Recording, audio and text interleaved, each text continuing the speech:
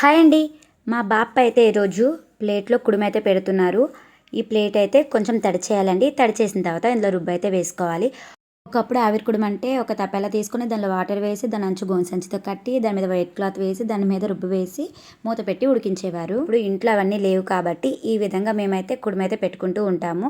Plates తక్కువ పడతాయి. Plus పని కూడా త్వరగా అయిపోతుందండి. చూస్తున్నారు కదండీ, ప్రాసెస్ చాలా సింపుల్. ఒక కళాయి తీసుకొని అందులో వాటర్ వేసుకొని దానిలో కూడా ఒక చిన్న గిన్నెతో వాటర్ పెట్టుకొని తర్వాత దాని మీద ఈ ప్లేట్ అయితే పెట్టాము. కొద్దిసేపు అయితే ఆవిరికి ఉడికించిన తర్వాత మనకి కుడుమ అయితే రెడీ అయిపోతుందండి. చాలా అంటే చాలా సింపుల్ ప్రాసెస్.